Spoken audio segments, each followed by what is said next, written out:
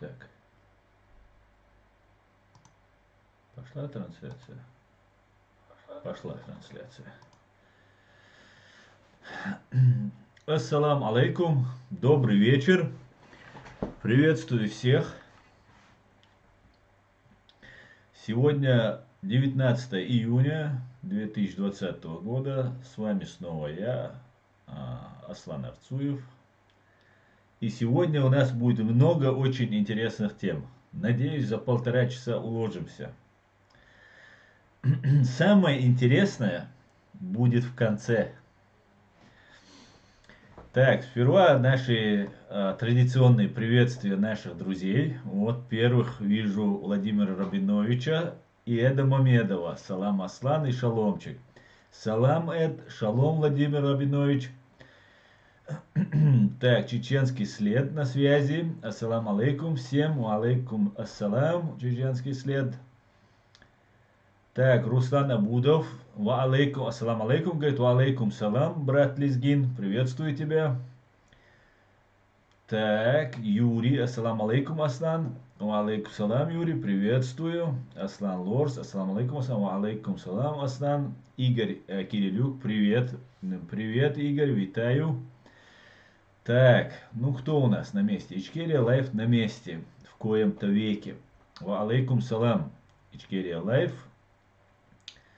Так, Хамзат Гилаев, Вилпис Инкульта, Адам Грузинский на месте, Чечня не Россия на месте. Всем ассалам алейкум. Всех приветствую, всех рад видеть и слышать. Так, Владимир Рабинович, всем салам алейкум, витаю. Делитесь видео и ставьте лайки, говорит Ичкерия Лайф. Александр Вайт, приветствую вас там. Привет, Александр. Влад Тепиш. Ассалам алейкум всем и каждому лично. Ва алейкум салам, Влад. Лунный свет, ассалам алейкум. Руса Абуда. Аслан Муалим, есть хорошие новости. Конечно, есть. У нас всегда есть хорошие новости. Спартак Сердик Хил Ха Аслан. Спартак Сердик Хила Аслан. Ингушетия на связи. Далузиль. Ингушетия. Ассалам алейкум. Так. Кто у нас? Да, ставим лайки, напоминает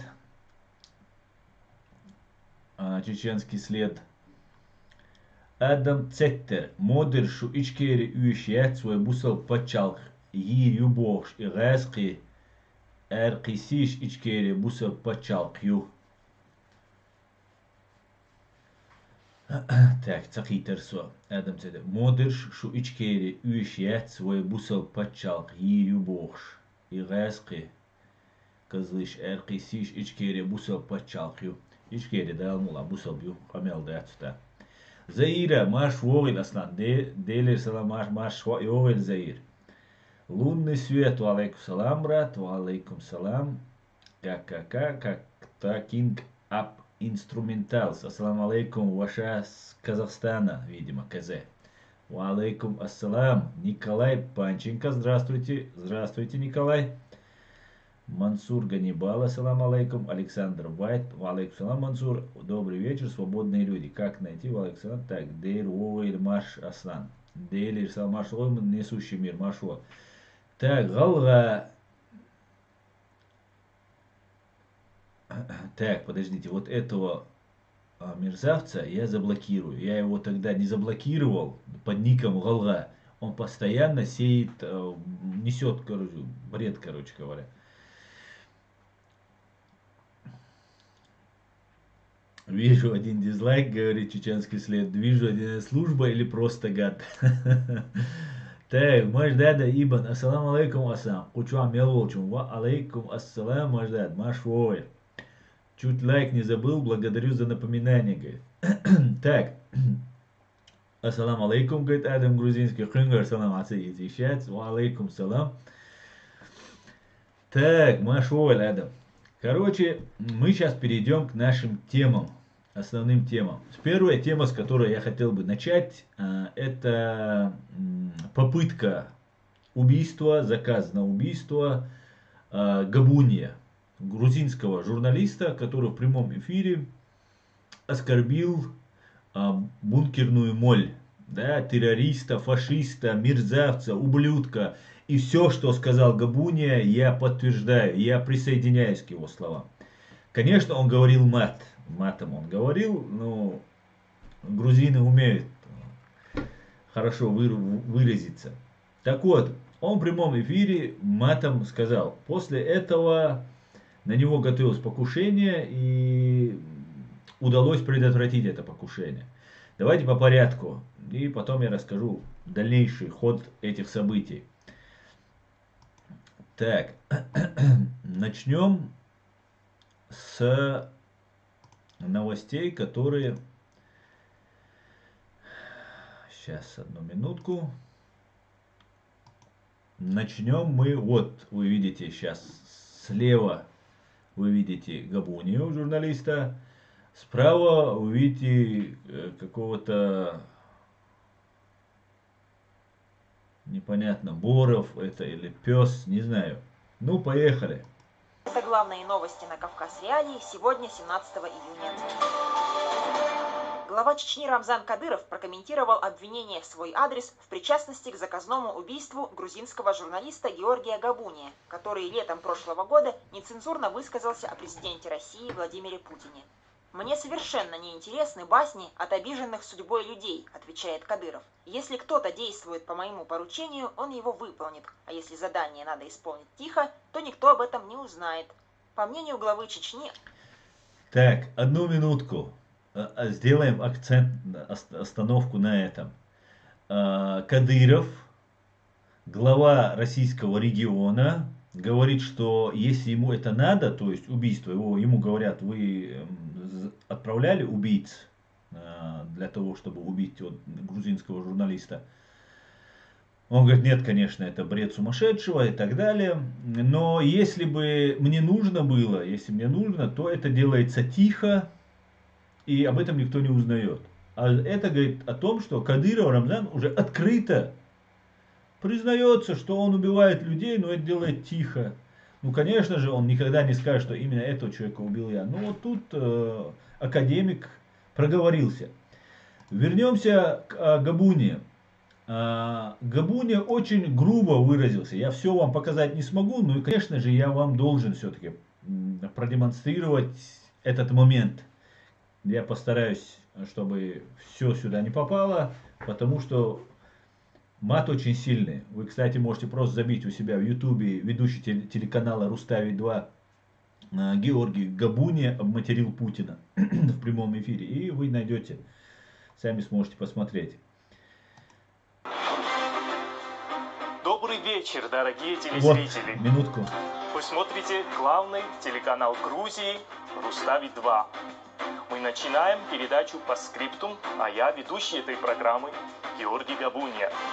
В первую очередь я хочу передать огромный привет нашему большому другу, президенту России Владимиру Владимировичу Путину. Вовочка, сука ты подзабыл. Дальше это только начало. Дальше идет очень такой отборный мат и хлесткие выражения, скажем так. Поэтому я вам это все показывать не буду. Но вы сможете, я даже могу вам сейчас ссылку скинуть в чат, ну и под видео тоже, что вы могли потом посмотреть.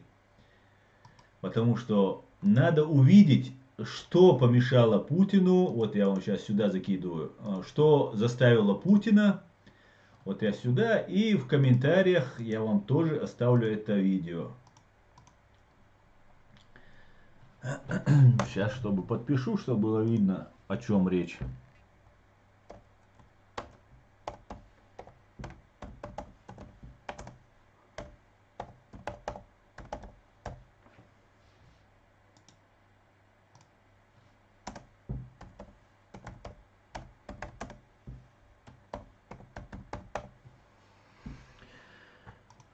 Ну там Габуния трогает и маму, и папу, и их могилу, и их весь род он там трогает, путинский. Поэтому я вам сегодня буду это показывать.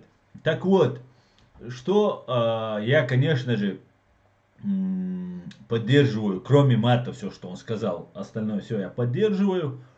И если бы мат переиначить, то это тоже я поддерживаю. Короче говоря, Кадырова сейчас обвиняют в покушении, там, попытки заказа на убийство. В последнее время что-то много проколов у Кадырова происходит, у Путиных, у ФСБшников. И на вот это задержание этого, или предотвращение этого преступления грузинские воины, с которыми я дружу в Фейсбуке, у меня там есть дружба, я по телефону общался с некоторыми из них. Некоторые из них воевали в Украине с нашими бойцами там из батальона шейха Мансура. Так вот, эти наши друзья, наши братья грузинские, записали, много этих видео, записали обращение к Кадырову. Это обращение одного из них, я вам тоже покажу, моего знакомого по Фейсбуку, моего друга. Так вот, они обращаются к Путину. Я бы хотел, Кадырову.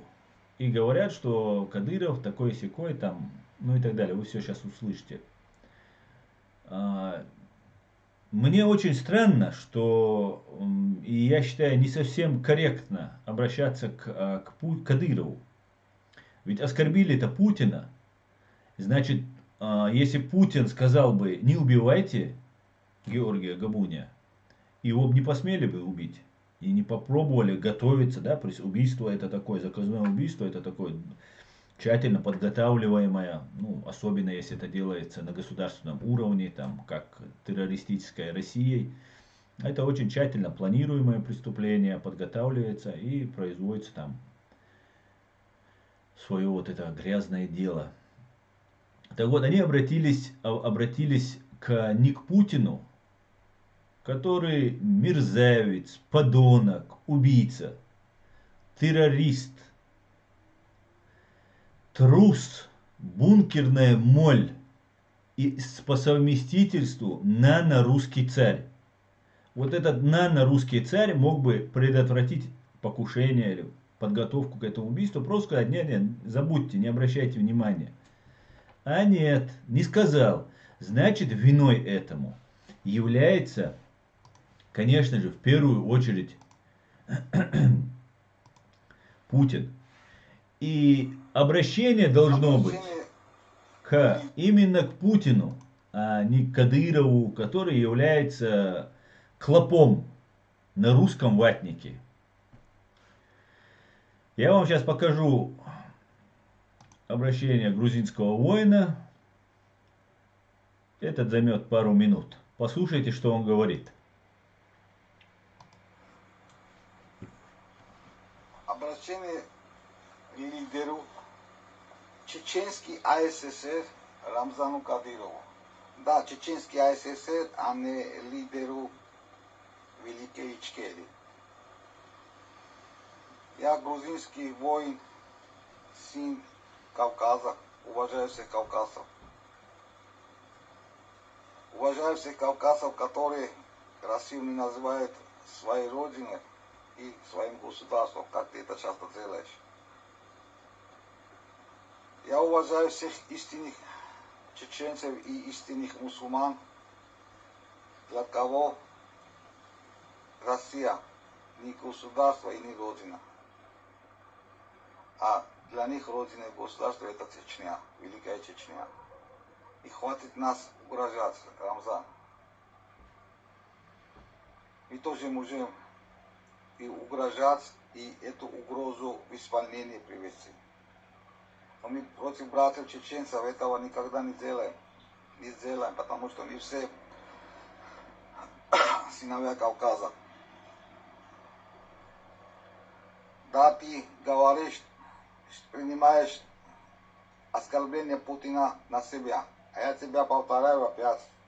Вот твой друг Путин для нас черт и негодяй. И не только для нас, грузинов, для всех свободолюбивых кавказцев.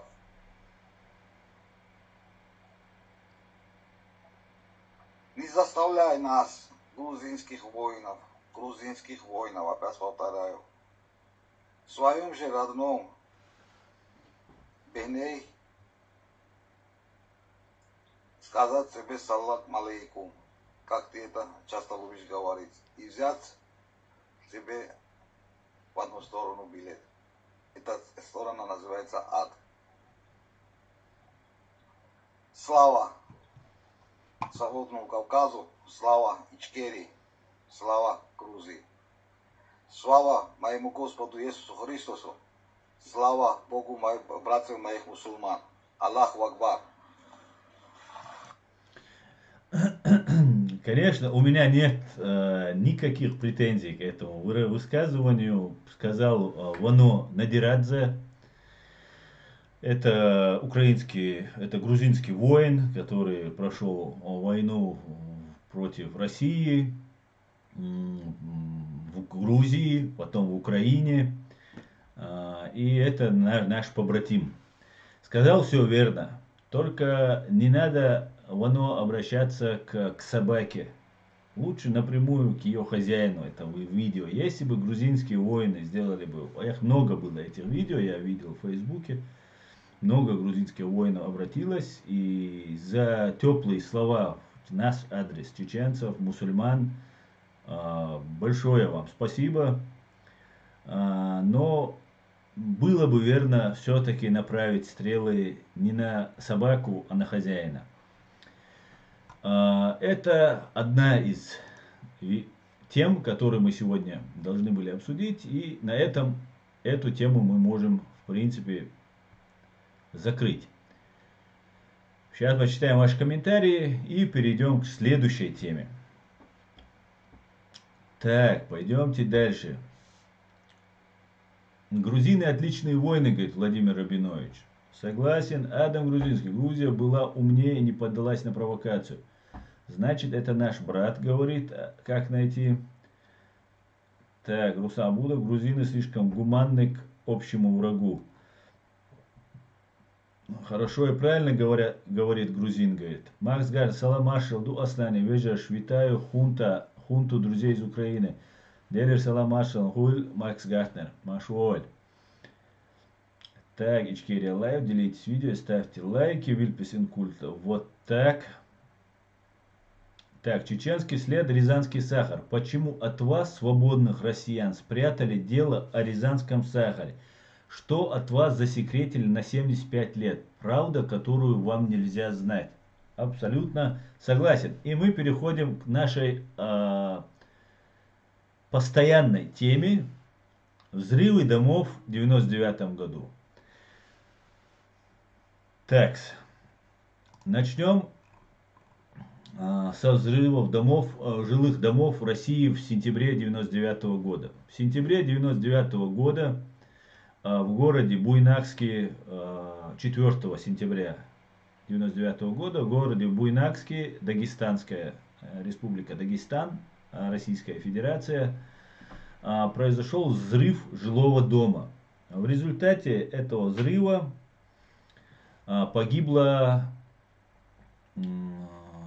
16 человек, 64 человека. 64 человека. В основном в этом доме проживали военнослужащие российской армии. И этот взрыв русскими террористами из ФСБ был сделан для того, чтобы связать спасательную операцию Шамиля Басаева по деблокировке нескольких населенных пунктов в горной части Дагестана на границе с Чечней, с Чеченией. И нужно было показать, Басаев провел эту спасательную операцию, вывел женщин и детей, басаевский отряд, и вернулись обратно в Чечню. Без согласия официальных властей города, тогда еще города Грозного, еще не нет уже тогда города Джохара, Чеченской республики Ичкерия, без согласия, осуждением президентом Чеченской республики Ичкерия, эту спасательную операцию на свой страх и риск Шамиль Басаев провел. Здесь стоит напомнить, что Шамиль Басаев и люди, которые с ним пошли на эту спасательную операцию, были рядовыми гражданами Чеченской Республики, не занимали никаких постов на тот период времени. Здесь уместна аналогия с террористом Гиркиным, русским террористом Гиркиным, который является полковником ФСБ, матерым убийцей, который находится сейчас находился какое-то время,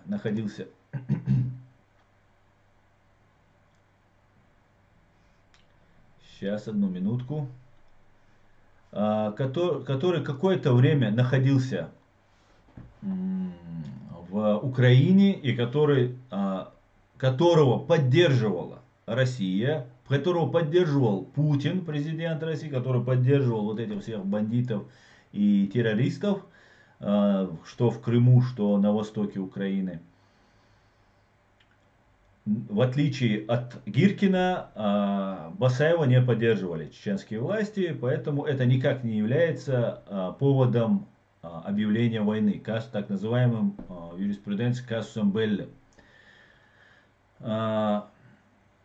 Но для того, чтобы привязать Басаева к этим терактам, пришлось своих военнослужащих, подогнав грузовик к дому этих военнослужащих, где проживали женщины и дети. Как обычно, русские военнослужащие утерли нос, и вообще никто по этому поводу не возмущался.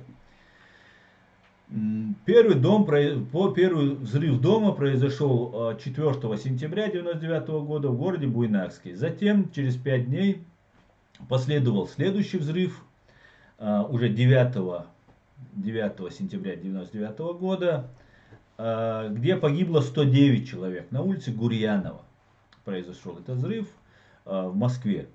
Второй дом был взорван 13 сентября 1999 года. В этом взрыве погибло, это на Каширском шоссе произошло, 118 людей погибло. В Волгодонске через 3 дня, 16 числа, также был взорван дом, где погибло 19 человек, тоже подогнали грузовик и взорвали вот этот дом в Волгодонске. Следующий взрыв ожидался, 5-й уже по счету взрыв, ожидался где-то числа 19-20 сентября. Но бдительный гражданин Рязани, улица Новоселова, 14/16, Алексей Картофельников заметил 2 мужчин и 1 женщину, которые заносят мешки в подвал их дома. На что он вызвал полицию, и после этого были задержаны. Через какое-то время они успели скрыться с места преступления. Через какое-то время были задержаны 2 человека, которые, выяснилось, потом оказались сотрудниками ФСБ, которых вывел из-под удара Николай Платонович Патрушев. Человек, который сейчас владеет Россельхозбанком, его сын сейчас входит в правительство, который был руководителем этого банка, ну и много чего еще принадлежит, не только Россельхозбанк, но много чего принадлежит вот этому преступнику и террористу Патрушеву, Николаю Патрушеву.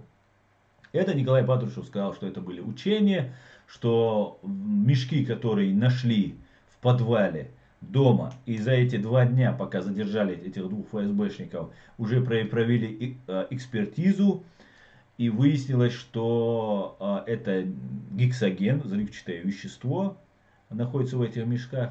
Потом нам поведал Патрушев, на тот момент директор ФСБ, Николай Патрушев, поведал, что это был сахар. И были это учения. И теперь мы возвращаемся к нашей основной теме, нашей постоянной, точнее, теме. Это не основная тема. Возвращаемся к самому моменту этих взрывов. Моменту и что следовало до и после этих взрывов. Надо напомнить для всех, особенно для русских, которые пошли скопом топить в крови чеченский народ, обвинив нас в этих преступлениях, что русскими убито от 160 до 180 тысяч граждан Чеченской Республики Ичкерия после этих взрывов. До этих взрывов Первую русско-чеченскую войну убито от 120 до 140 тысяч граждан Чеченской Республики Ичкерия. Общей сложности русскими фашистами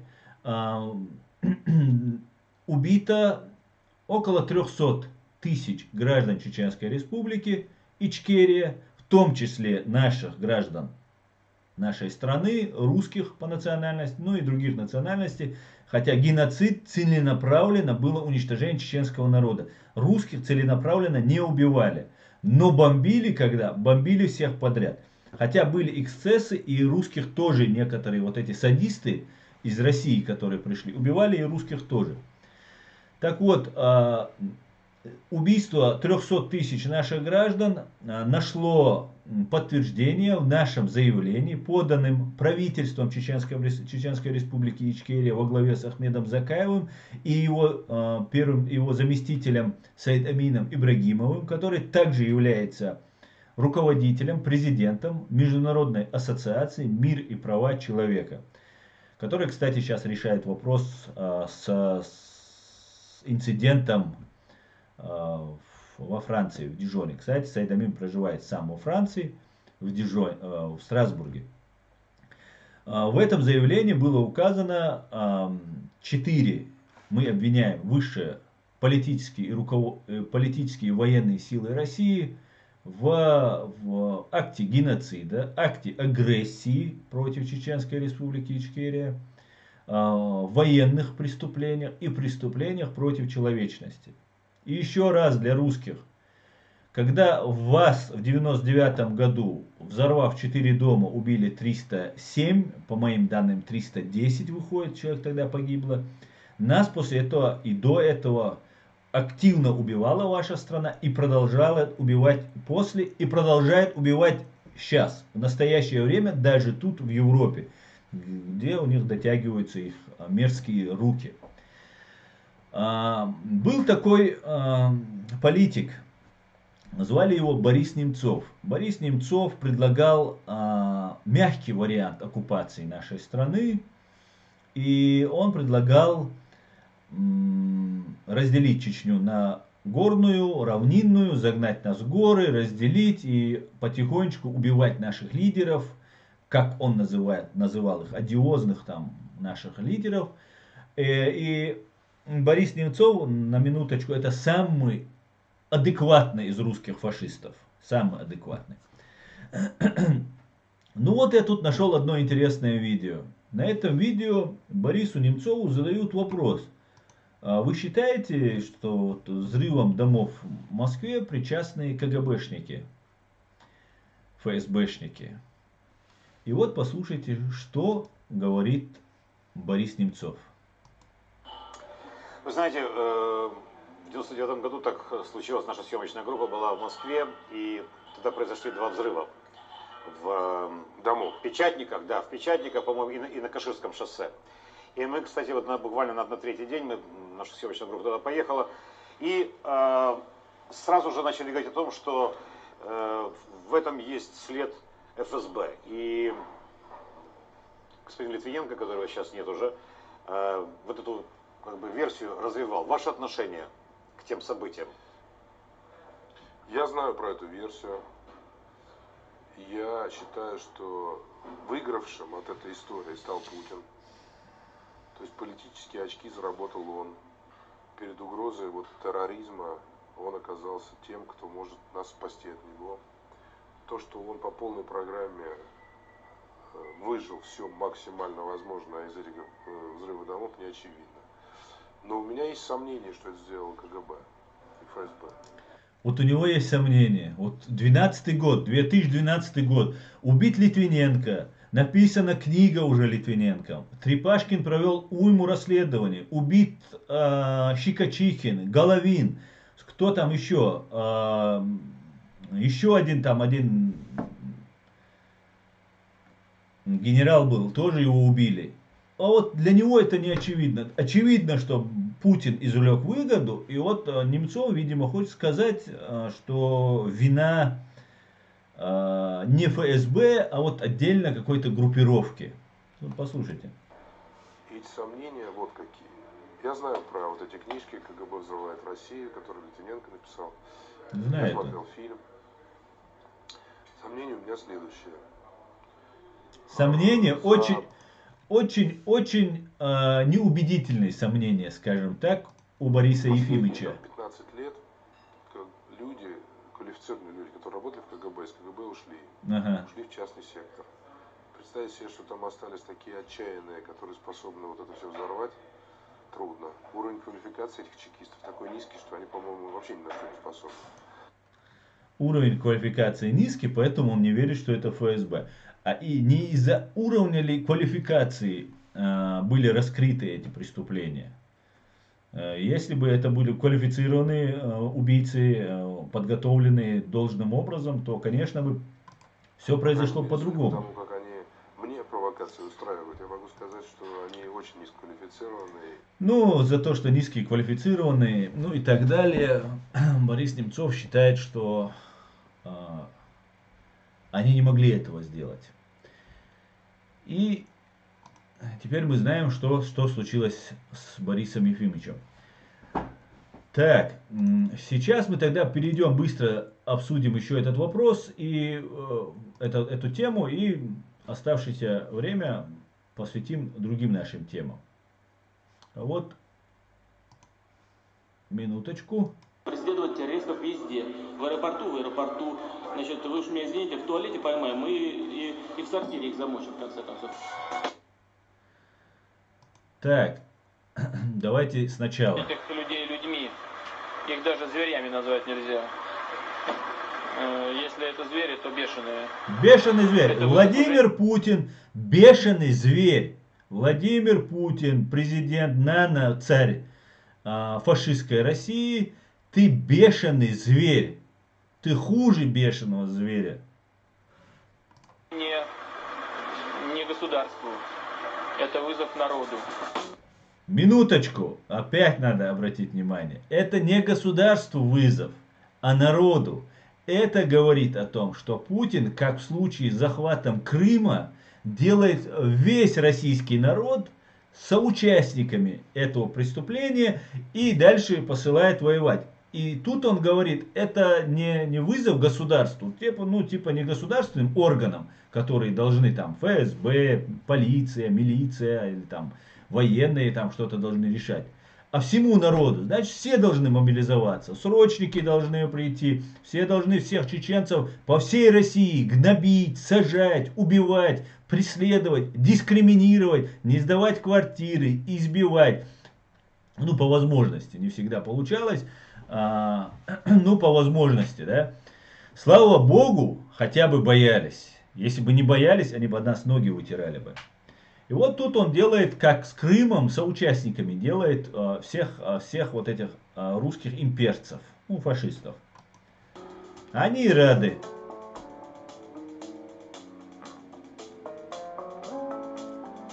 Которая началась 4 сентября. Тогда погибло 37 человек, большинство из них в Москве. Террористы использовали гексоген, взрывчатку, похожую на сахар.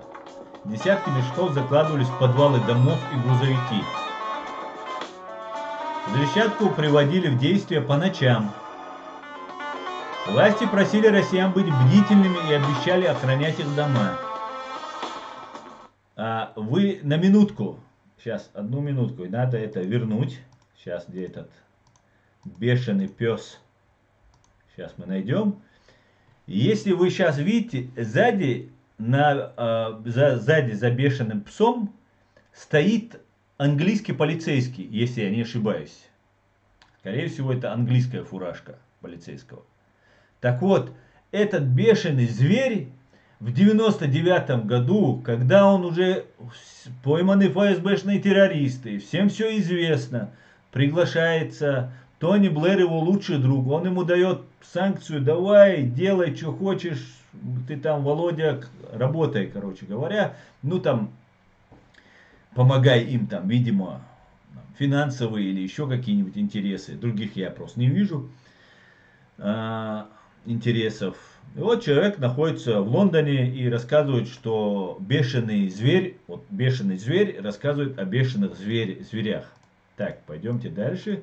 Я вам просто напомню, что это он все говорит в Лондоне, в Англии, по крайней мере. Ну, это, конечно, ничего удивительного. Путина пригласили в G7 после этого. Он стал G8, она потом стала. Путин в G20 заседал. Путин весь такой уважаемый человек. Джордж Буш посмотрел ему в глаза и увидел что-то людское в этих рыбьих глазах. Я не знаю, как можно было что-то увидеть.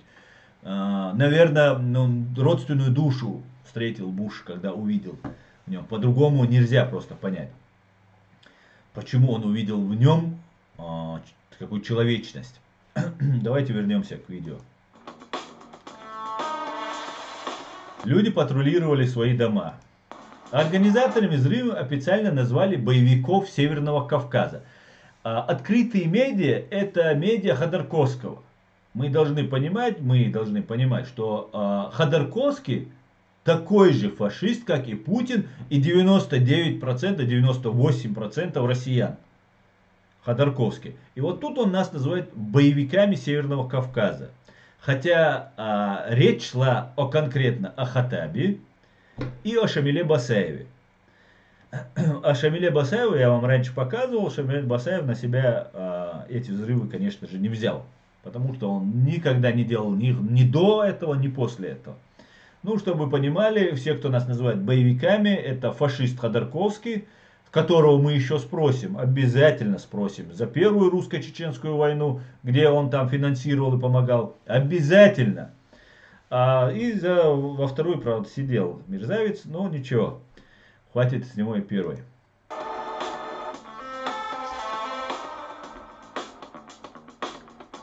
Но выдвигались конспирологические версии, да, конспирологические. Я не знаю, почему это конспирология, если все уже известно, если уже там практически полностью все 100% доказано. Такое преступление, такой провал спецслужб, это просто, это говорит о том, что Немцов прав, что уровень ФСБ, он вообще ниже плинтуса.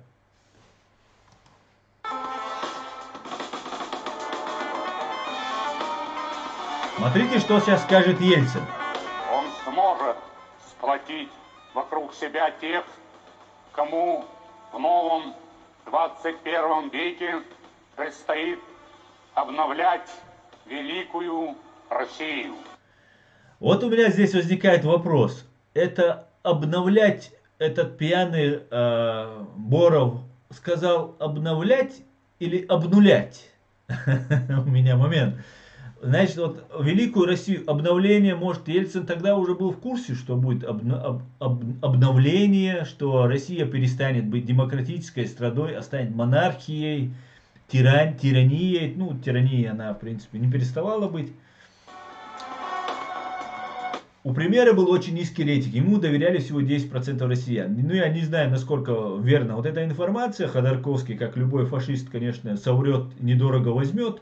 Но у Ельцина на тот период времени был 2%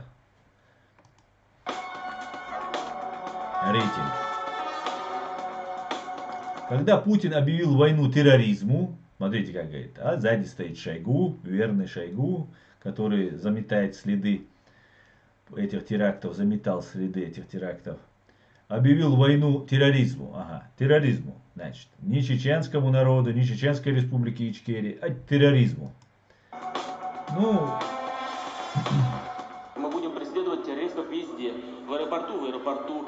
Значит, вы уж меня извините, в туалете поймаем, и в сортире их замочим, в конце концов.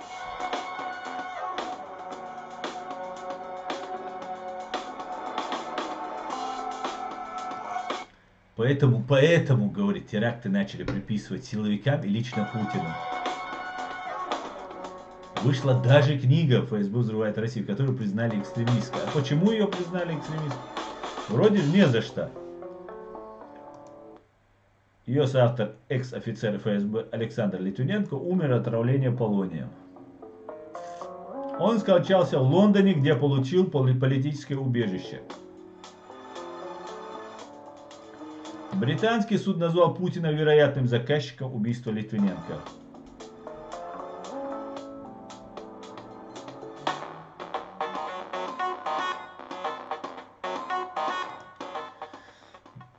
Но это тоже вам нужно было показать, потому что тут важный момент был, как Ельцин выступает, и где этот мерзавец, бешеный зверь, Путин, говорит нам про взрывы. Про бешеный зверь говорит про эти взрывы. Что интересно я заметил по поводу этих взрывов. Когда говорят про эти взрывы, вспоминается Москва и Волгодонск. Но почему-то всегда пропускают мимо ушей и не говорят о Буйнакске.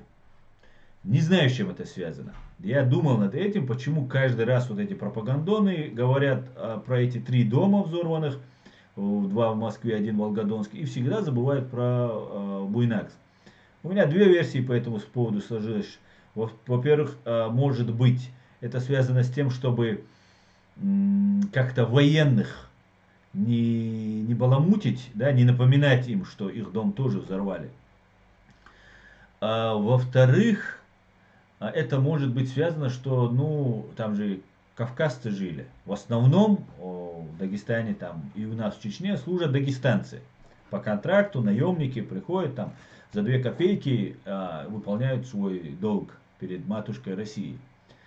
Так вот, может быть связано потому, что это чурки, не русские, их не надо на уровень ставить.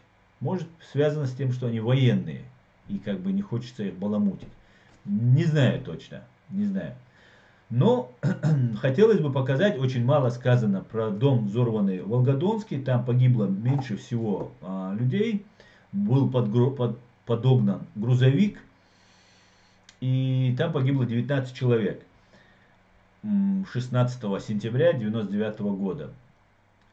Волгодонск связан еще с тем, что там, по всей видимости, может, вероятность такая имеется, недалеко находится, по-моему, атомная электростанция, что ли. И как бы показать миру, да, пугали-то весь мир в первую очередь тем, что если эти чеченские террористы начнут взрывать атомную электростанцию, там, атомную там какую-нибудь там станцию, то что может быть там экологическая катастрофа на весь мир. Давайте я вам сейчас покажу вот это видео, и мы перейдем уже к следующей теме. Так, это уже заканчивается.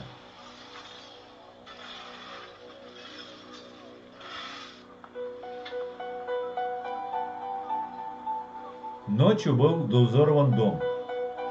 Взрывали на рассвете всегда, чтобы как можно больше жертв и не оставалось свидетелей.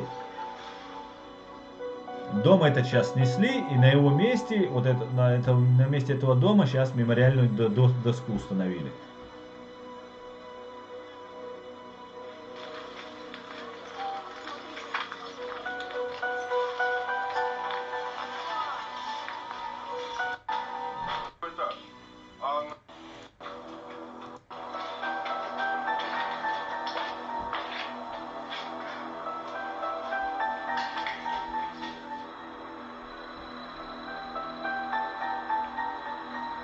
Ну вот, где вы видите воронка здесь, видимо, там поставили грузовик и убили своих русских. Кстати, советую, дом после взрыва, Волгодонск, 99 год написано, 9 утра, называется это видео. Советую посмотреть комментарии. Там русские извиняется перед чеченцами. Под видео взрыва этого дома русский извинился перед нами и сказал, что после этого было очень много убийств и так далее. Посмотрите, там никто не обвиняет чеченцев. Уже все говорят о ФСБ и Путине.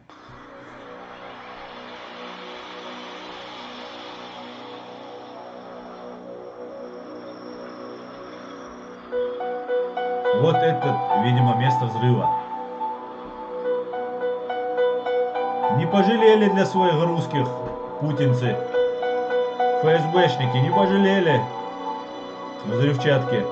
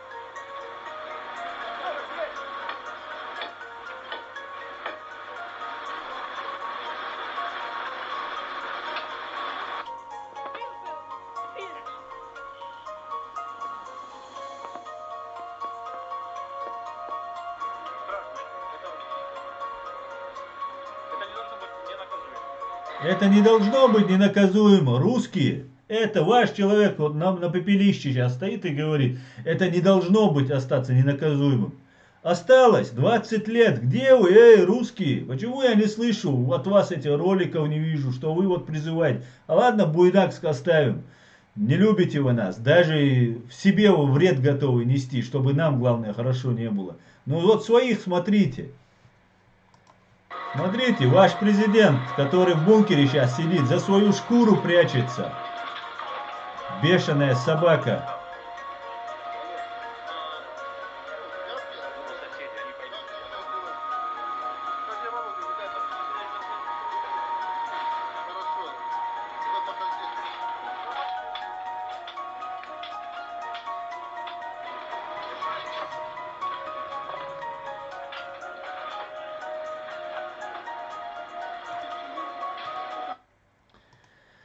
Так, еще раз хочется напомнить, что эти взрывы, после этих взрывов, точнее 22 сентября, когда были задержаны 2 сотрудника ФСБ в Рязани, 23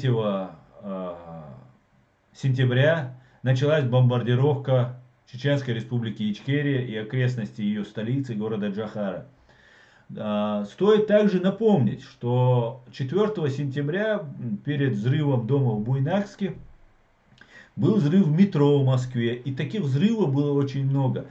Нагнеталась постоянная обстановка. Я помню это время, я всегда смотрел новости, слушал радио «Свободу», слушал российские новости. И, конечно же, было такое нагнетание было. Вот приблизительно как сейчас в войне с Украиной постоянно говорили: чеченский след, чеченский терроризм, тут взорвали, там сделали, то сделали. Вот сейчас приблизительно то же самое, что сейчас происходит в Дижоне, во Франции. Приехало несколько человек, десятки, может быть, человек приехало, чеченцев, и из этого раздули, как будто там все чеченцы Европы на танках, БТРах приехали и там бедных, беззащитных наркодилеров там убили. Ну даже рассказывают не как наркодилеров, там, как будто там бедных женщин, детей резали и убивали. Поэтому прошу быть аккуратным с этой пропагандой, быть внимательным и постоянно следить, что нам втюхивают. Так, давайте сейчас перейдем к вашим вопросам, чуть-чуть отвечаем на ваши вопросы и потом уже можем перейти к теме, в том числе Франция, которая у нас, события в Франции, которые происходили, ну и так далее. И так далее, и так далее. Давайте перейдем к вашим вопросам. Так.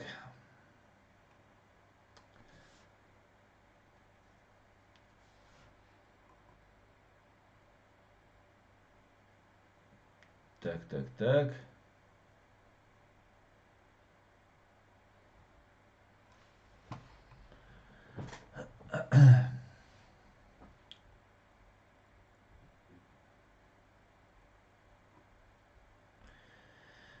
Так.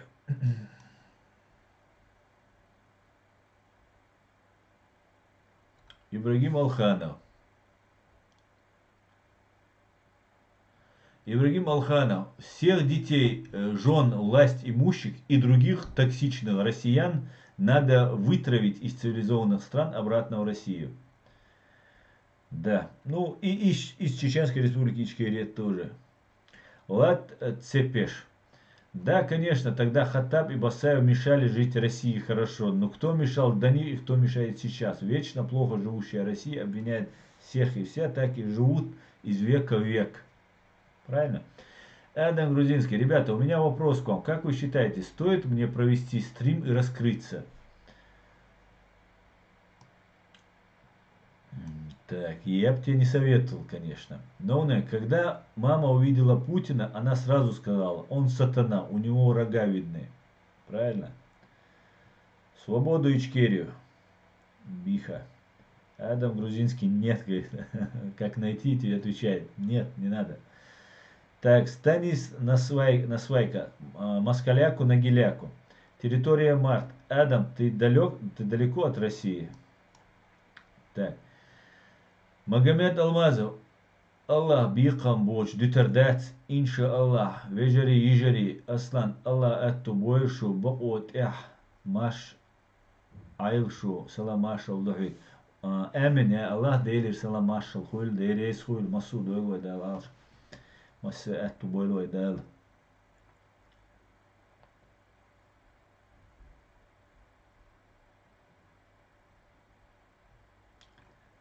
Так.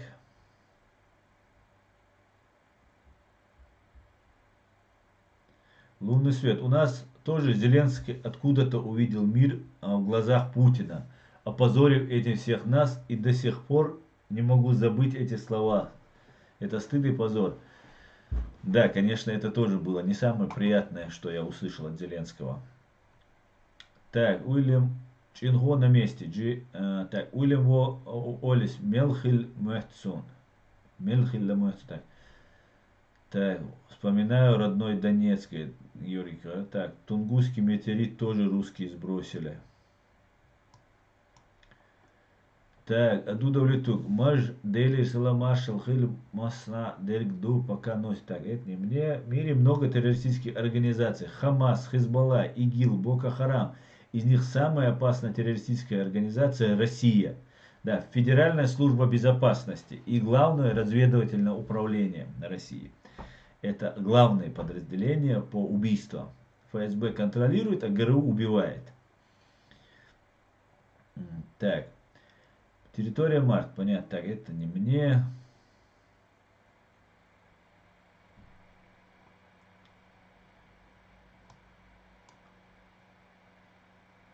Ассаламу алейкум. Вежери всем. Маша Лыгат Виктории В. Алейкум салам.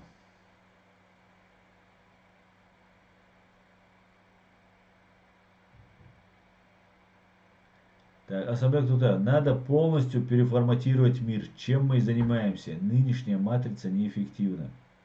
Полностью согласен, Асамбек. Так, чеченский след. Аслан, помню, что видео «Ответственность берет на себя освободительная армия Дагестана». В нем речь о Буйнакске и о Москве. Стрелки перевела Лубянка. Если что, вас свои типа в Буйнакске взорвали. Да, кстати, это видео у тебя, по-моему, на канале есть, да, чеченский след? Это есть у тебя, да, и появляется это видео, надо было его, конечно, в следующем эфире, обязательно я его, конечно, включу. Я каждый эфир буду по 20 минут уделять этой теме, это очень важной теме. Взрыва дома в Москве. Да, там позвонил в прямой эфир, в прямом эфире ему дают слово, и он говорит, мы террористы такие-то, такие-то. Это просто Россия, все. Что, не смешно, да? Это Россия!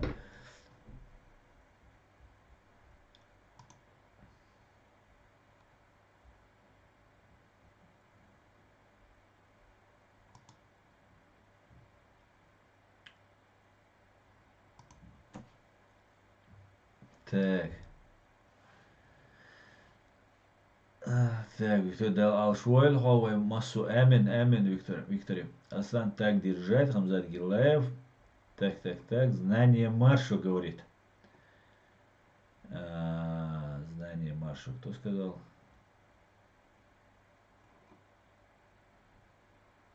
Так, перемотаешь и уже не найдешь.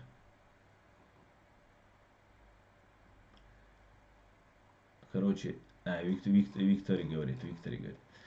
Так, перейдем дальше к вопросу. Перемотал немного, так что извиняйте.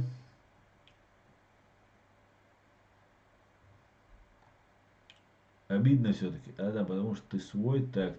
Ада, у меня 2, забери 1. Станис Насвайка. Совок не развалился в 91 году. Сейчас началась последняя стадия его развала. Будем надеяться.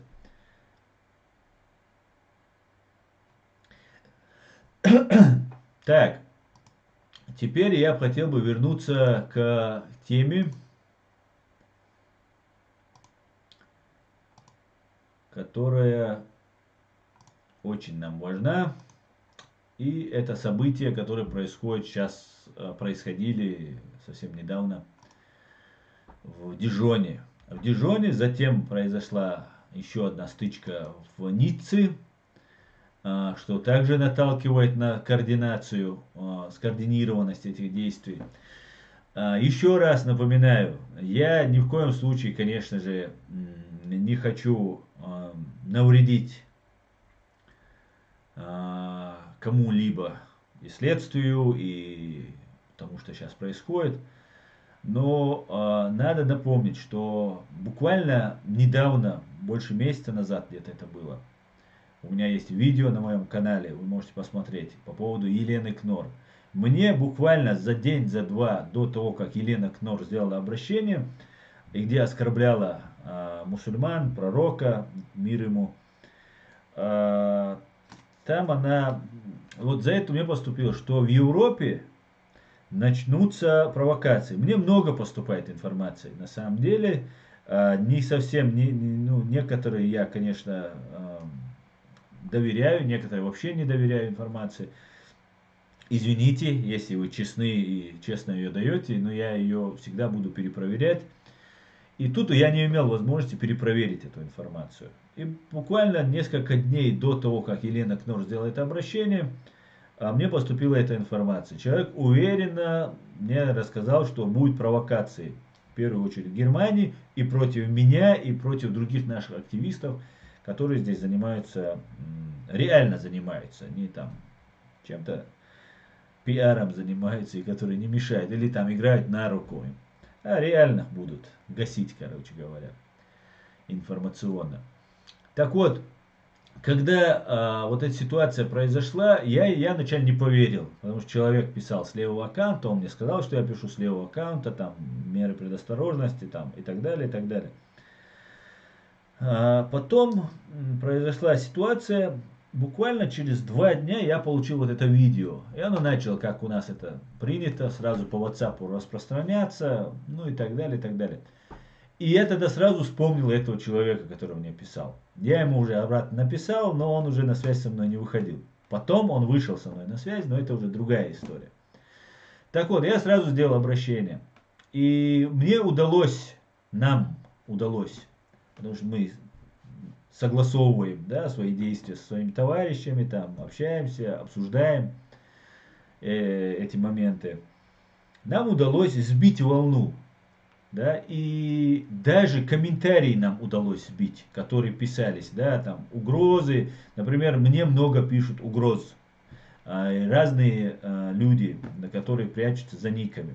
Они мне каждый раз угрожают, каждый раз они меня там на митинге. Каждый митинг они мне там, что вот они вот на этом митинге они со мной решат вопрос. Но никто почему-то не приходит. Поэтому писать комментарии, их можно смело на 10 делить. Там, из 100, 10 человек реальные люди, которые что-то делают, что-то говорят, там реально ответственные люди, скажем так. Даже если это плохие люди, там не только плохие. Ну, даже плохие, они ответственны в своих действиях. В основном же бывает чаще всего просто боты, у Кадырова есть свои тролли и так далее. И даже вот эта волна была сбита, и это Елене Кнор даже перестали угрожать, что я считаю нашей заслугой. И после этого, ну, все ушло. Мы написали заявление и так далее, и так далее. Так вот, то же самое теперь произошло во Франции. Мне мои товарищи сказали, что такое же готовилось, была попытка в Австрии. И я уверен, что это будет продолжаться. Сейчас, особенно перед выборами, нас будут использовать, дорогие мои чеченцы. Нас будут использовать, нас будут провоцировать. И поэтому мы ни в коем случае не должны поддаваться на провокации. Так вот, там избили, говорят, он до сих пор в больнице, этот мальчик, Далмаш Шалдольцун, избили мальчика, 16-летнего мальчика избили. Избили, сняли, ну как говорят, я этого видео не видел, засунули в рот пистолет, сняли это все на видео, оскорбляли всех чеченцев и так далее. И мне интересно, кто вот сейчас начал эту волну собирать всех людей. Также мне интересно, кто начал это выдавать в эфир. Если кто-то хочет решить вопрос, это то же самое было, как с Еленой Кнор. Как пример. До этого в Германии тоже было. Там было аудиосообщение, что там будут убивать здесь женщин. Там, ну, короче, нас постоянно пытаются выставить такими неуправляемыми дикарями. Вот то же самое приблизительно произошло в Дижоне, во Франции. Так вот, хотелось бы показать одно видео. Сейчас я вам вот найду здесь.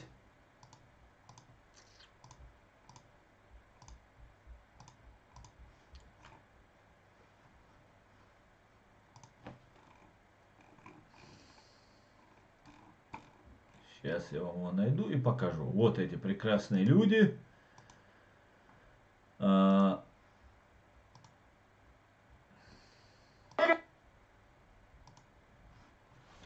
Эти прекрасных людей я вам сейчас покажу. Лица их не увидите, они в масках, закрыты лица там, и так далее, и так далее. Так вот, смотрите. Это провокация, без сомнения. Я абсолютно убежден, что это провокация. Потому что, во-первых, у меня была информация до того, как Елена Кнор это начала. Это не в первый раз с нами такое вытворяется. И я еще раз призываю чеченцев. Будьте бдительны, не поддавайтесь на провокации. Пострадаете не только вы, пострадают ваши близкие, ваши знакомые. И все в целом чеченцы пострадают. И в том числе репутационно, в том числе будут депортировать, в том числе будут преследовать уголовно на тех, кто там принимает участие. Но если вы не боитесь сами попасть в тюрьму, быть депортированы, то, пожалуйста, подумайте о своем народе, о людях, которые вообще не причастны. Обычно в таких ситуациях страдает вообще непричастный человек к этой ситуации. Одновременно, вот имея такую информацию, зная, что против нас готовятся, проводятся разные спецмероприятия фашистами из России, я обратил внимание на то, как все вместе поддержали эту ситуацию российские средства массовой дезинформации. Как явно нас называли, там, на этот раз нас не называли россиянами, называли там чеченцами, потому что это тоже очень характеризует. Да, когда чеченцы спасают француза из горящего дома, выносят там на руках его на балкон, рискуя своими жизнями, этих русские фашисты из средств массовой дезинформации называют россиянами, уколоть нас. Когда же что-то плохое, и в интернете это потом остается, да, это чеченцы. Когда хорошее сказать чеченцы, то получится, ох ты, чеченцы кого-то спасли. А когда плохое, это все остается в архивах интернета. И нас против нас до полного нашего уничтожения, физического, духовного, культурного, морального, в любом смысле полного нашего уничтожения, русские против нас ведут войну. Я это со всей ответственностью заявляю. Российская фашистская империя ведет против нас войну. Не забывайте, ведет против нас войну. Не забывайте. Как бы вам красиво не пели, как бы вам не рассказывали, против нас идет война тотальная, на тотальное уничтожение.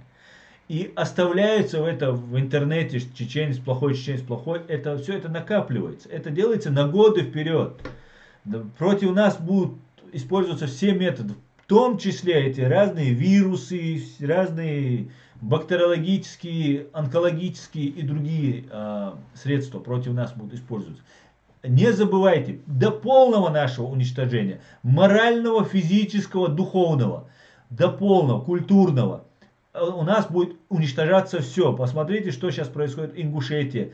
Нас на клочок земли, на котором никто не пользуется, ни чеченцы, ни ингуши, нас уже там помои просто. Сидят боты, ну и полезные идиоты, по-другому их не назовешь, которых очень сильно это оскорбляет. И меня лично это оскорбляло очень сильно. Я просто, чтобы не быть на поводу у русских фашистов из ФСБ, я просто уходил из этой дискуссии в интернете, чтобы просто не связать, зная, что там или сидит психически нездоровый ингуш, или сидит бот, да, фашист сидит, который целенаправленно обливает грязью.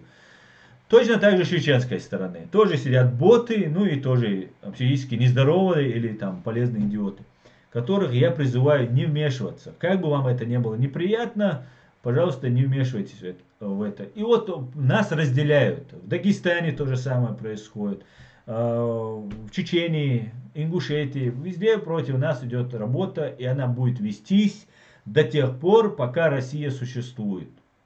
К большому сожалению, я выбрал борьбу против фашистской России не потому, что это было очень легко и удобно. Просто я не видел другого решения нашей проблемы. Кому-то это кажется невозможно, эта позиция моя, невозможно осуществить ее или нет. Но я считаю, что невозможное возможно, если начать прилагать усилия к этому. Сегодня я заговорил об этом. Может быть, я не доведу это дело до конца, но есть люди, уже есть люди, которые продолжат это, и Россия будет уничтожена. Именно в плане полной уничтожения фашистской реорганизации, распуска тюрьмы народов. Так вот, когда эти пропагандисты начали активно вбрасывать информацию, появились друзья чеченцев, кавказцев. Это был Максим Шевченко какое-то время, пока его потом все не раскусили, не послали нафиг. Потом теперь появился Руслан Курбанов. Это такой, такой патриот, мусульманин там, и так далее. Ну, такой обычный российский пропагандист, который сейчас будет нами манипулировать. И уже манипулирует. Уже его ждут в Ницце, в Дижоне. Он там с одним человеком общался, который, может, не знает, или я не знаю, как они связались, что вот там пообщаться и рассказать. Он там представлялся от всех чеченцев, там, кто с ним общался. Так вот, как эти агентуры, также и во Франции, как и в Германии, в других странах Европы, есть полезные идиоты, есть агенты влияния, ну и прямые агенты из чеченоговорящих, которые им помогают. Вот в этой истории, в Дижоне, в Ницце, без сомнения, если поискать в этих рядах, найдется 1-2, может быть больше, людей, которые напрямую связаны с Кадыровым, которые летают домой, у которых никаких проблем нет, они живут себе припеваючи, и здесь из Европы сделали бизнес. Ну и заодно там помогают своим кадыровским друзьям. И одновременно вот со всем этим появилось видео, где вот эти люди в масках, вот эти наркодилеры, или которых представляют наркодилерами, под масками может быть кто угодно там дополнительно, ну, тоже полезные идиоты могут быть, тоже искренне возмущающиеся люди, что вот чеченцы пришли их там убивать, тоже ажиотаж такой, да, и ну, много кто может выйти и сказать, ну, почему это чеченцы нас пришли убивать. Так вот, они выкрикивали: Путин, «Viva la Россия», Руссия, да здравствует Россия. И вот я вам сейчас покажу видео, где вот эти, отбросы общества, скажем так, которые поддерживают зверя, бешеного зверя Путина. И если они торгуют наркотиками, то это тоже не в их пользу.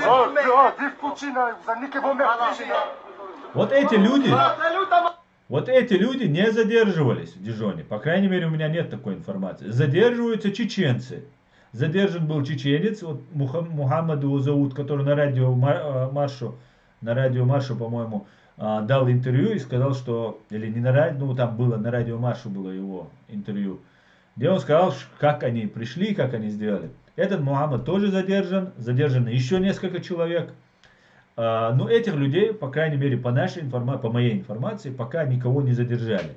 Что очень странно, да, очень странно. Их должны были задержать. Вот, смотрите, с оружием.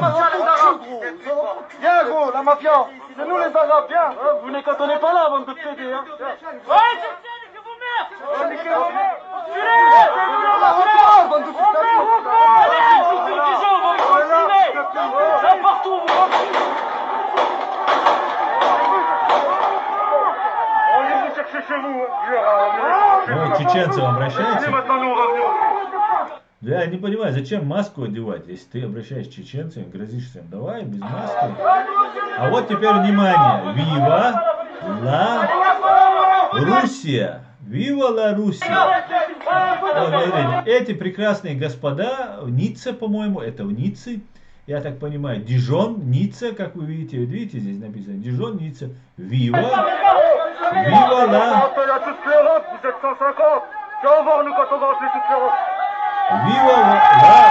Руссия. Вот. Чтобы вы понимали, откуда ветер дует. И хотелось бы, чтобы чеченцы понимали, что если нас используют, то мы должны сделать все возможное, чтобы, по крайней мере, так глупо не дать себя использовать.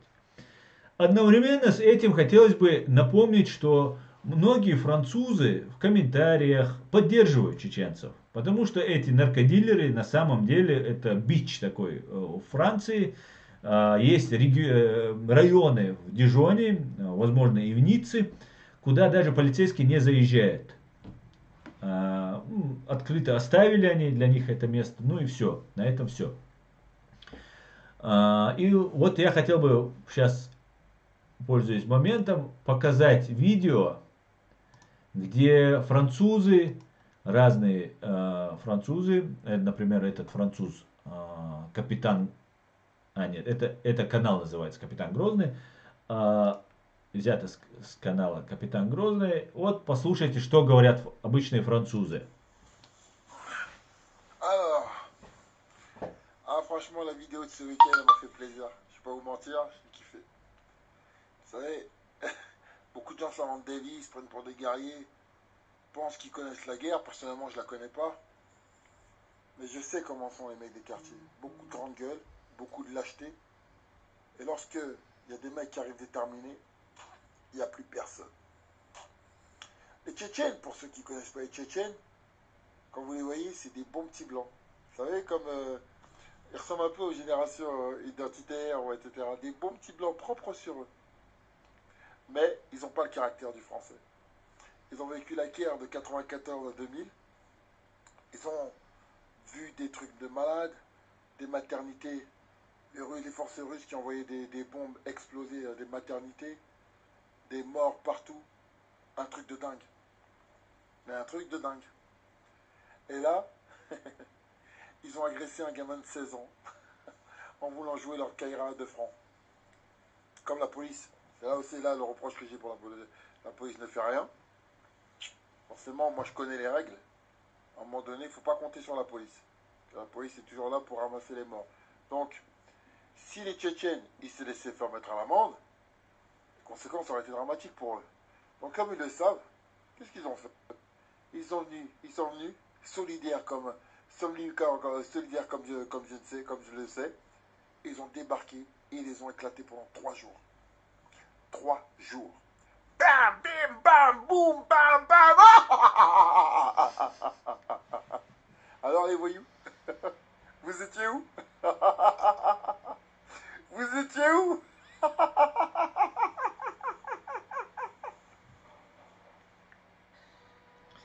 Вот еще один француз, который тоже рассказывает. Я это рассказываю не потому, что я осуждаю тех, кто туда поехал. Я их осуждаю не потому, что они защищают свои права. Я их осуждаю за то, что они подставляют себя и весь наш народ, беря на себя функцию власти. Мы, чеченцы, не можем здесь. Да, это приятно, зло должно быть наказано, да, если это моментально там же. Но объединяться, идти туда, собирать время. Почему не поставили в известность того же Сайдамина Ибрагимова, что мы туда едем? Почему не поставили правительство? Сейчас в комментариях пишут, почему там на Фейсбуке пишут, почему правительство не реагирует. Вот правительство туда поехало. Я вам скидывал на свой канал это видео, где Сайдамин там есть. Я пока не имею санкций Сайдамина обо всем говорить. У меня с Сайдамином состоялся разговор. И как только вернется оттуда Сайдамин, мы с ним проведем стрим обязательно. И все подробно это, конечно, он расскажет нам.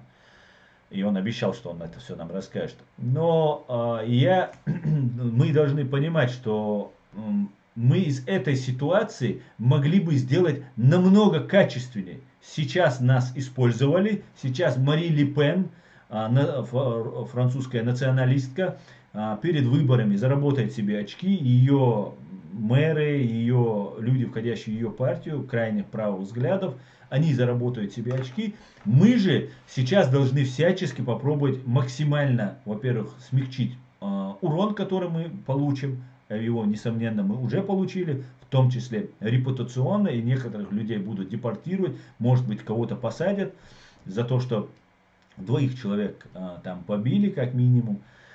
И мы должны попробовать эту ситуацию изменить и использовать ее в нашу пользу, чтобы мы получили от этого пользу, чтобы чеченцы стали еще сильнее. Не сделать пиар на этом, как некоторые пытаются сделать, да, а сделать так, чтобы получилась польза. Не дилетантством заниматься, да, чтобы так пропиариться на этой ситуации, а сделать пользу, выгоду, несмотря на то, что пиар. Например, Сайдамин Ибрагимов организовывает митинг, он говорит, этот митинг, вчера он организовал его перед зданием полиции, где было очень много журналистов, он много общался с журналистами. Сайдамина Ибрагимова знает очень много людей во всей Европе, в Европарламенте. Человек жизнью, всей своей жизнью доказал, что это человек правозащитник не на словах, а на деле. И вот он созывает на митинг. И он знает, что он говорит. Этот человек ученый права. Он знает, что этот митинг не санкционирован. И говорит, все что угодно может быть. Но я вас всех зову прийти на митинг. Потому что это экстренная ситуация. Мирный митинг. Ни в коем случае никакой не военный. И если бы эти люди, которые поехали бы туда бить вот этих 2 наркокурьеров, собрались бы эти 10-20 человек на машинах и сделали бы несанкционированный митинг. Кричали бы, звали бы, распространяли бы видео, дали бы на себя напасть в конце концов. И вот тогда они ввязались бы в драку, вот тогда бы это было бы совсем по-другому. Тогда бы мы были бы борцы, призывающие к закону и порядку. Не может, запомните, чеченцы, мы, которые бы жили во время Ичкерии, после 2 войн, да, после первой войны, точнее, между 2 войн, знаем, как русские использовали, да, и каждый из себя мнил себя каким-то великим стратегом, бойцом и так далее, и мы знаем, к чему пришло это. У нас был бардак, который использует. Поэтому здесь вам не позволят делать бардак. Поэтому давайте вы будете соблюдать закон. Параллельные ветви власти, силовые структуры здесь создать вам никто не разрешит. Насилие может осуществлять только государство. Вы не можете осуществлять. Когда вы можете осуществить насилие против насильника, преступника, который вот-вот перед вами стоит. Когда вы не можете обратиться в полицию. Вот даже вплоть до убийства этого преступника, если угрожает вашей жизни. Но вы не можете через 2-3 дня приехать и начать всех бить, а потом получится, что весь народ в этом виноват, и Мари Ле Пен, и Путин получат от этого профит. Нет, так не должно быть. И когда Саид Амин Ибрагимов позвал, появились такие слухи, что не надо идти на несанкционированный митинг. Это человек, ученый права, призывает, и появляются такие слухи, что не идите на митинг. Такие распространяются. Это было очень интересно, это очень показательно было. Так, давайте послушаем этого француза. Vous savez, à Dijon, il y a des zones de non-droit où la police n'ose même pas rentrer parce qu'ils ont peur de se faire lyncher. Dans ces zones de non-droit, les gens en ont marre. Ils en ont marre de voir des dealers qui maîtrisent le quartier, des dealers qui décident de qui rentre pas, des dealers qui agressent des gamins et des gens qui leur font résistance.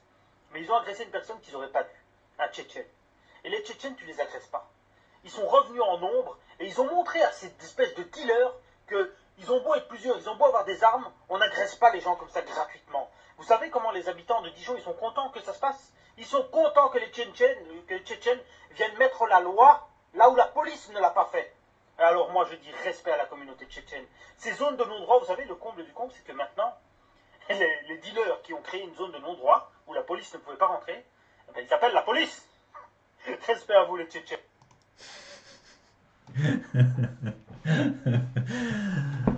Этот прекрасный француз только что порадовал меня, я это видео видел, но не досмотрел его до конца. Он говорит, что сделали дилеры? Они позвали полицию.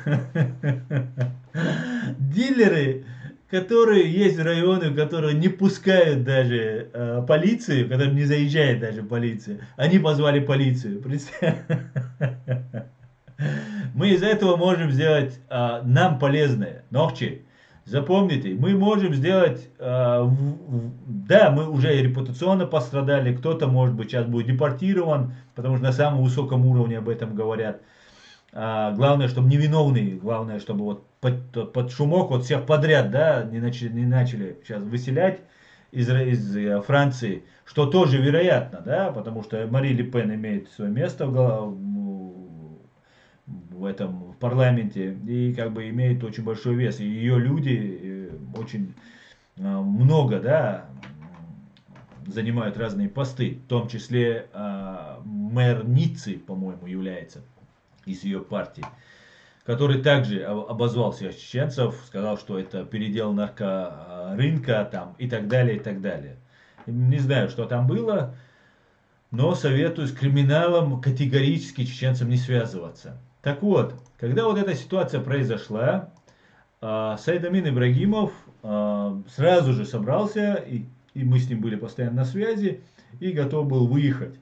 Он выехал вчера ночью, по-моему, или позавчера, по-моему, и провел встречу с полицией, с журналистами, и полностью Саид Амин занимается этим делом.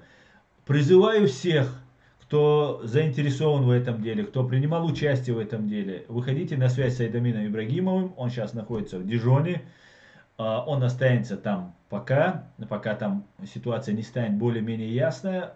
Саид Амин обрадовал хорошими вестями, сказал, что все нормально, вроде бы все идет в нужном русле. По крайней мере, так ему обещали полицейские. Вот как раз он тут в этом интервью с журналистами, как раз об этом он и говорит, что мне давали слово, и его всегда соблюдали, все, кто давал мне слово. Он говорит, ну, надеюсь, что и эти полицейские дижонские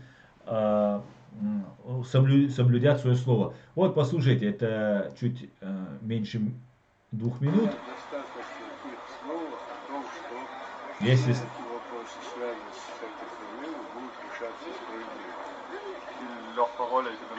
Полиция обещала, что все будет решаться по справедливости. Я занимаюсь урегулированием подобных вопросов уже много раз. И ни разу, когда мне давали такое слово, несправедливого решения не было. Я уверен, что на этот раз действительно решение полиции будет справедливым. Да, Мулла.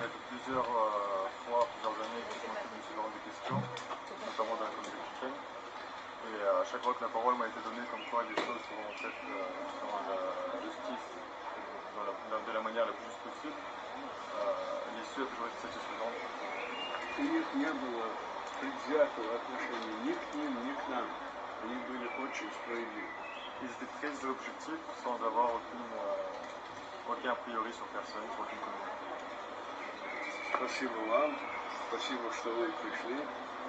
Я надеюсь, что в дальнейшем вы тоже проследите эту ситуацию, и если вас заинтересует через несколько дней вопрос, как все решилось, я вам могу ответить. Merci beaucoup à vous, merci à tous d'être venus. Et si vous avez d'autres informations, vous avez besoin d'autres informations à l'avenir, ils sont toujours là pour vous répondre, pour vous informer sur les autres questions que vous avez. Я не уезжаю в Страсбург, я жду результаты этого вопроса. Il ne part pas à Strasbourg, il va attendre sur Dijon, savoir comment se déroule la procédure et des choses comme ça. Саид Амин не уезжает из Страсбург и ждет окончания этого момента. Там задержаны люди сейчас пока находятся, и Саид Амин этим будет заниматься. Прошу всех, кто проживает в Дижоне, рядом с Дижоном, во Франции, кто может даже не с Франции, кому там имеет возможность доехать, поддержать Саид Амина. Саид Амин очень известный человек, очень грамотный человек, и ему нужна только наша поддержка. Присутствием, моральное, где-то на машине отвезти, где-то там это сделать, то сделать. Ну, всякое, да, дороги человек, за 70 лет человеку. Духкугум юш ксаган. Вода юш, хажа юш, шадек да юш. Цундела, я прошу всех поддержать Саид Амина, и вот это наше общее дело. Потому что благодаря, если кто-то может решить с минимальными потерями, да, без потерь, по всей видимости, это не обойдется, хотя Саид Амин говорит, все будет нормально, я по опыту предполагаю, что все-таки пострадавшие, имеется в виду со стороны нашей стороны, могут оказаться. Имеется в виду, это будет депортации, надеюсь, никого не посадят, но депортации, скорее всего, об этом уже министр внутренних дел заявил, это может последовать, депортации могут последовать. Что это тоже для некоторых людей, которым угрожает дома опасность, очень чревато последствиями. Так, как найти... Если у Саид Амина PayPal, говорит, перейду к вашим вопросам. Нет, PayPal у него нет, PayPal у меня есть, вы можете присылать мне, я могу отправить. И еще была у него, был счет, но я вот сейчас не знаю, какая у него карточка, но PayPal есть у меня, можете присылать мне, я могу отправить ему. А также, если... можно так передать. Он там находится, короче говоря, давайте, Нохчи, помогаем. Сейчас ситуация, когда это коснулось не только тех, кто там принял участие в этой ситуации, коснулось это всех нас. И мы должны всем попробовать помочь.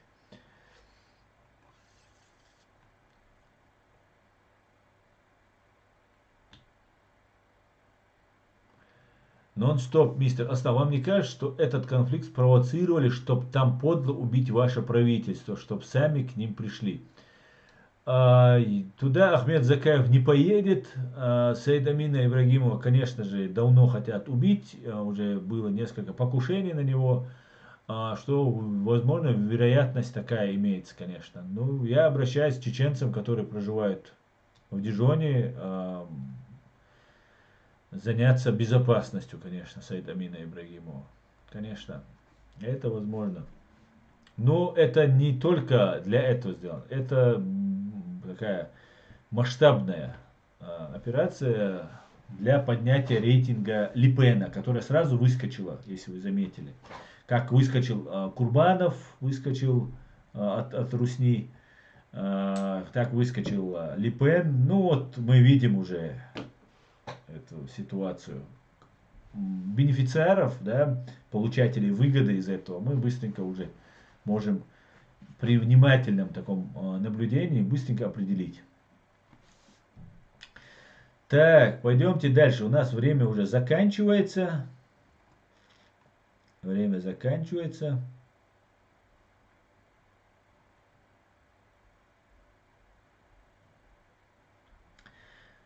Давайте, не будет никаких депортаций, иншаллах. Ну, если ты знаешь это, то, конечно, нормально все. Тогда отлично. Так, свяжись с Саид Амином и попроси номер его счета. Без проблем, номер счета без проблем можно попросить, только можно это как-нибудь по-другому даже передать. Как найти ногти? Давайте поможем и скинемся копейка. Шадо глош волчон. Копеек кусарю.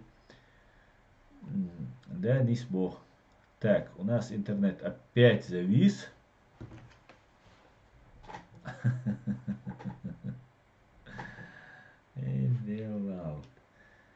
Прапорщик, а там Изеро. Зачем ты мне портишь эфир, а?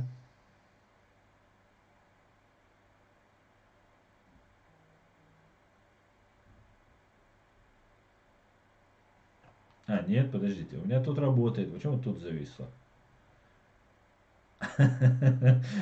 Я тут проговорился, я тут сижу.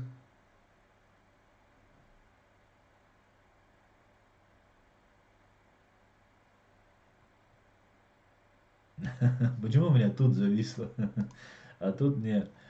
Я думал, у меня зависло. Извиняюсь, если я что-то сказал лишнее. Да-да, у меня тут на этом зависло, поэтому я уже на прапорщика наезжал. Отгибни. Так, возвращаясь к нашей теме. Так, время у нас уже закончилось. Так, давайте я вам покажу один клип, в котором я случайно попал в кадр.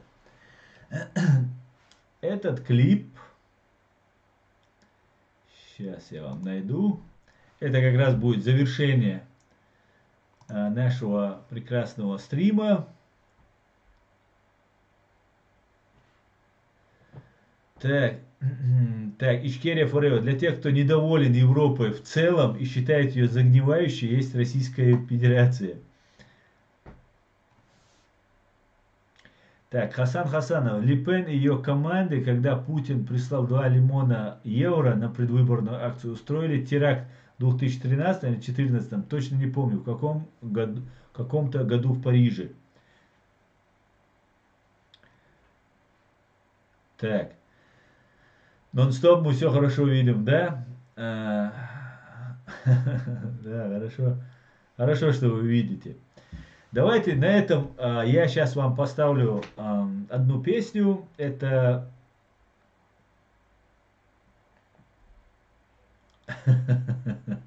Территория Марта. Я читаю, что ты пишешь. И вы меня отвлекаете. Так, смотрите. На этом мы сейчас закончим наш эфир.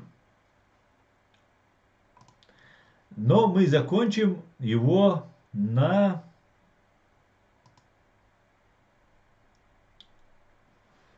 Сейчас, одну минутку. Нет.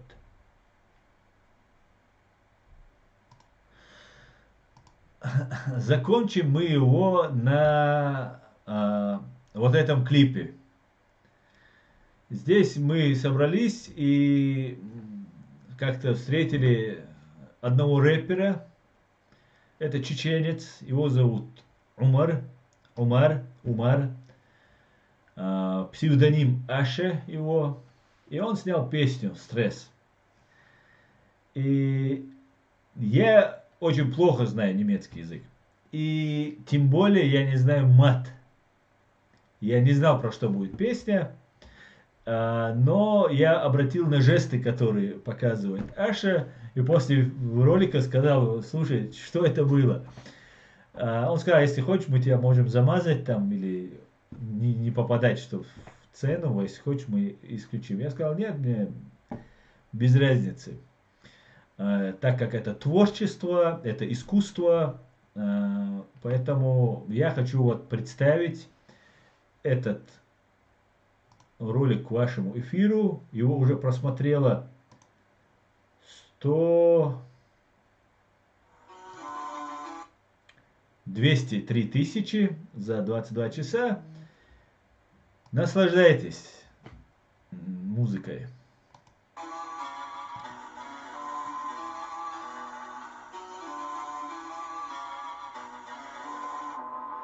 Fick die Mutter-Rap, ein Finger ab, kein Fickgeber, ja nie ein Stichleber. Aus Tschetschenien, wer will reden jetzt? Keiner will ab jetzt mehr hören, wie du Esel-Rap. Viermal Woche Ring, ich bin Gottenkind. Bullen wollen wissen, was die braunen Brocken sind. Gib ihm Gas, auch wenn du Fans hast. Hurensohn, das neue Wort für Influencer. Fotzenpolitik, mach du deinen Rosenkrieg. Ich schau behindert so wie War Machine. 2 Schlagringe, Rap ist Karneval. Nach dem 1 gegen 1 hast du Schlaganfall. Was wird dich sitzen? Lass sofort klären. Alle spielen sich auf, so als wenn sie Gott wären. Ich kapiere Lil Lano seine Notenzöpfe. Die Straße trägt Klappmesser, keine Puppenköpfe. Bring ins Wettgeschäft, auf der Party gibt's nach dem Clubauftritt, auf dem Knasthof, nach dem Hauptbahnhof, Oktagon, wer ich bin, bring ins Wettgeschäft, auf der Party gibt's nach dem Clubauftritt, auf dem Knasthof, nach dem Hauptbahnhof, Oktagon, wer ich bin, alles geht auf Null, wieder kommen die Bullen und sie kommen mich holen, wie in Hollywood, ich bin abgezockt, du ausgenockt. Fick dein Connor, er hat abgeklopft. Einmal schief gucken, die Nase bricht, die Ledin schlucken, die Straße spricht, fick den Massentrend, Asche brennt, der Grund warum wir Videos Apache rennen. Alles war's, Junge, ich bleib hart, Junge, neue deutsche Rapper waren noch nicht mal Fahrschule. Mach Palava, Rambaga, animalischer Instinkt in meinen Adern, fick die Streaming-Ish, das ist MMA, alle quatschen mich jetzt voll und sind jetzt Manager. Guck, die Fotzen wollen connecten, weil wir Hype haben. Eure Mütter ficken ist für mich der Leitfaden. Bring ins Wettgeschäft, auf der Party gibt's nach dem Clubauftritt, auf dem Knasthof, nach dem Hauptbahnhof, Oktagon, wer ich bin, bring ins Wettgeschäft, auf der Party gibt's nach dem Clubauftritt, auf dem Knasthof, nach dem Hauptbahnhof, Oktagon, wer ich bin,